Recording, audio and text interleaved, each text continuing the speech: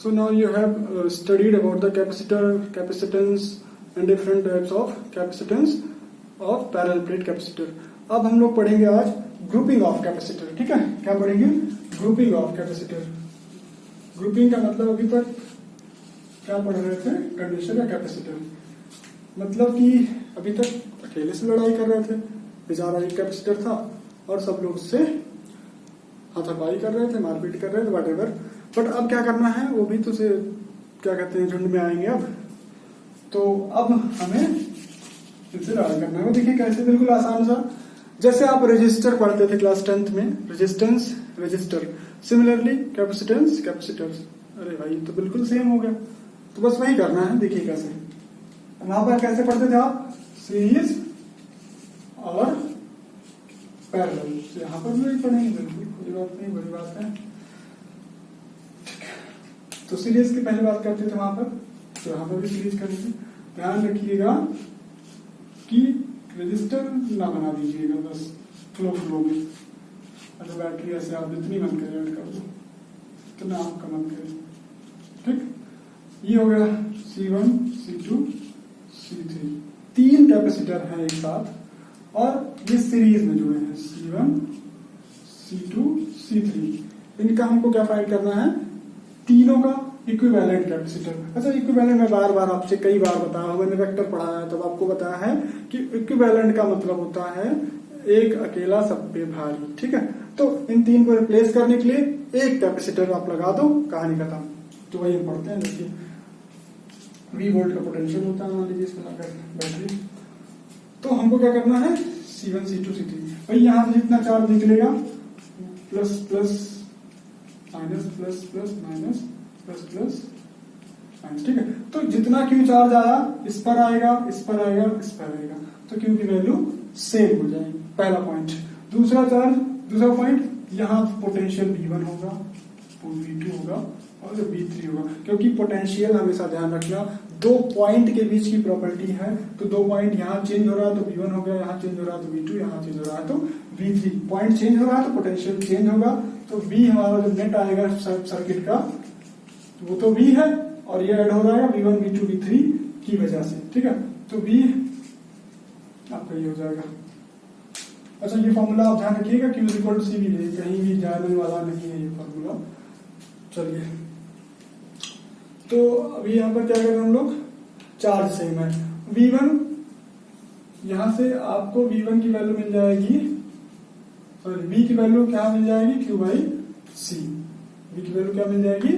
Q by C. चलिए देखते हैं. तो यहां से आपको क्या मिलने वाला है? V1 की value Q by C1, V2 की वैल्यू Q बाई C2 और V3 की वैल्यू Q बाई C3. अच्छा, मैं Q1, Q2, Q3 क्यों नहीं लिख रहा हूं? क्योंकि Q सब पे सेम है, that's it.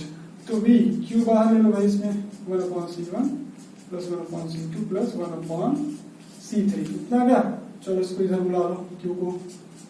V by Q हो गया 1/C1 plus 1/C2 plus 1/C3. यही तो है कहानी.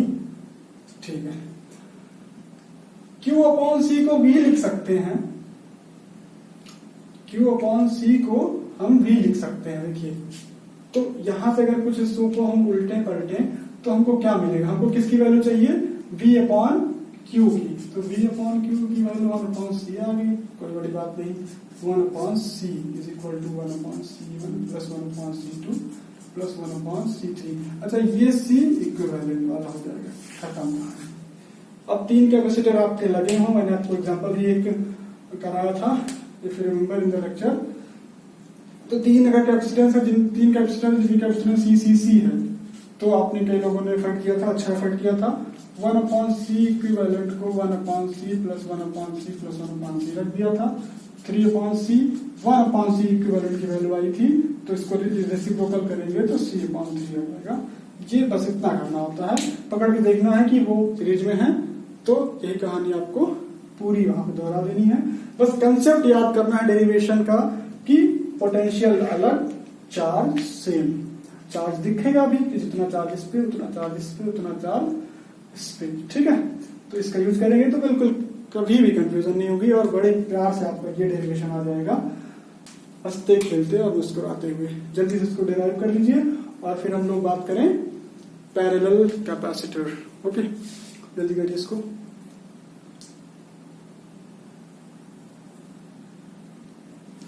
तो हम लोगों ने डिराइव कर लिया है सीरीज का नेट कैपेसिटेंस या इक्विवेलेंट कैपेसिटेंस। अब बात आती है पैरेलल की, उसमें भी कोई बड़ी बात नहीं है। देखिए कैसे करते हैं, उसमें भी आसान सा खेल है। कंसेप्ट समझिए।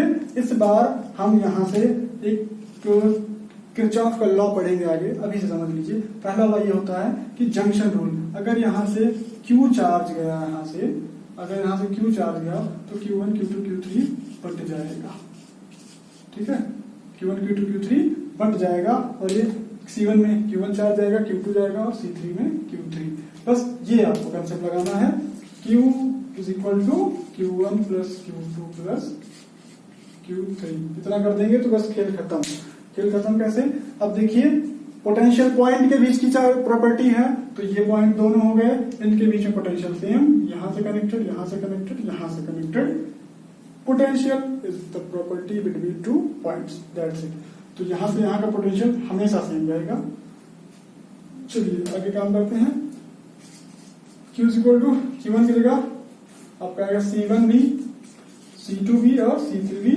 मैंने भी बार बार सेम क्यों लिखा? क्योंकि पोटेंशियल सेम है पूरे तीनों कैपेसिटेंस के अक्रॉस। चलिए अब क्या करते हैं इसमें, ये तो बिल्कुल आपको आसान दिख रहा होगा। V बाहर आ गया C1 plus C2 plus C3।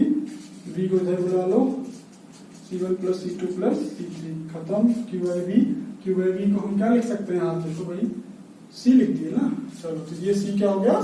एक अकेला सबके भारी। तो तीनों के बजाय हमें एक ये लगाना पड़ेगा, नेट इक्विवेलेंट कैपेसिटेंस। अब वही क्वेश्चन, अगर तीनों कैपेसिटर जिनकी कैपेसिटी C हो तो तीनों पैरेलल में जुड़े हो तो C इक्विवेलेंट की वैल्यू आ जाएगी 3C। ठीक है, C इक्विवेलेंट की वैल्यू आ जाएगी 3C। चलिए ये जल्दी से सॉल्व कर लीजिए। दोनों आपका डेरिवेशन हो गया, फॉर्मूला रख लीजिए। और एक चीज ध्यान रखिए, रजिस्टर में इसका जस्ट उल्टा होता है कि सीरीज वाला पैरेलल वाला, पैरेलल वाला सीरीज वाला। बाकी आप समझदार हो कि इसमें सीरीज में 1 हो गया रेसिप्रोकल और पैरेलल में ऐड हो गया। तो एक स्टेटमेंट दिया जाता है कि सीरीज में जो रेजिस्टेंस होते हैं उनका जो नेट रेजिस्टेंस होता है smaller than smallest, sorry net capacitance जो होता है स्मॉलर देन स्मॉलेस्ट। जो कैपेसिटर सीरीज में होते हैं उनका जो इक्विवेलेंट आता है वो स्मॉलर देन स्मॉलेस्ट, छोटे से भी छोटा, मतलब तीनों में सबसे छोटा उससे भी छोटा आता है। और इसमें आपको आ जाएगा larger than largest, larger than largest की जो नेट आएगा वो तीनों में सबसे बड़ा जो होगा उससे भी बड़ा उसकी वैल्यू आएगी। ये एक लाइन लिखी होती है बुक्स वगैरह में कंफ्यूज करने के लिए, जो कि कोई बड़ी बात नहीं है। जल्दी से ये कर लीजिए। उसके बाद एक मैं आपको कंफ्यूज करने के लिए क्वेश्चन लिखूं ताकि इसको आप कंफ्यूज होकर गलत करो और गलत करके सीखो, because learning is a life long process. और गलती करके आप सीखते हैं और सीखते रहेंगे। ओके, जल्दी करिए।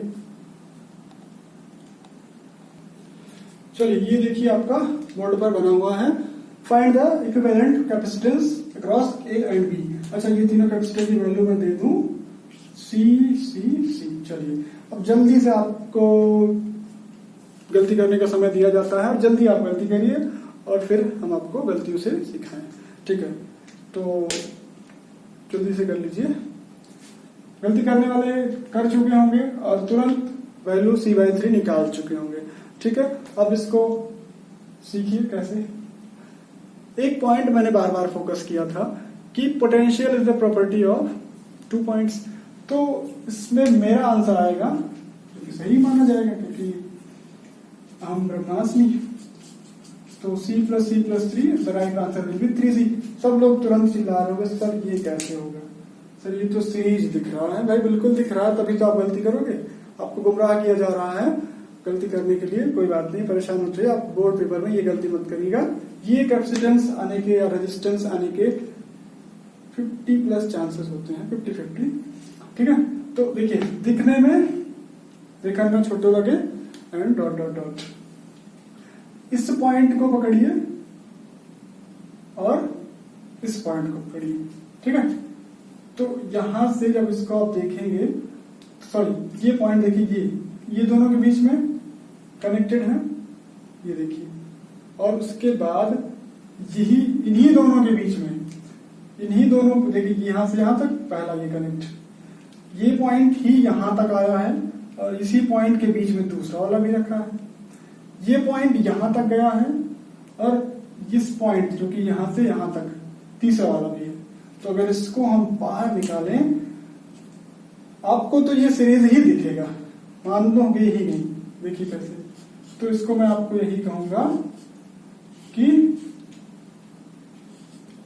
मेरी नजर से तुम देखो तो ये पैरेलल नजरिया है। ये कुछ ऐसा डायग्राम बना, फिर से देखिए, ये पॉइंट हो गया मान लीजिए 1 2 3, ये वाला पॉइंट 1 2 के बीच में है ये कैपेसिटर, फिर यही पॉइंट यहां कनेक्टेड है, फिर ये 2 3 के बीच में है यही पॉइंट, फिर ये पॉइंट यहां कनेक्टेड है।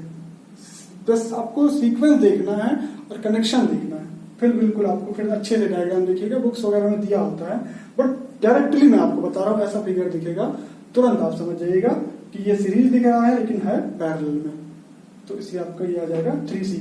ऐसे टिपिकल आपको दिए जाएंगे कैपेसिटर। ऐसे हम लोग रेजिस्टेंस जब करेंगे तो उसमें और ज्यादा ऐसे सर्किट सॉल्व करेंगे जो कि दोनों सिमिलर होते हैं, बस आपको केस समझ लीजिए कि दोनों में अपोजिट चीजें होती हैं। ओके, सो अभी ये न्यूमेरिकल कर लीजिए समझ के, और डेरिवेशन आपने कर ही लिया, और आप सर्किट सॉल्व करते रहिए। प्रॉब्लम हो तो please let me know. Thank you.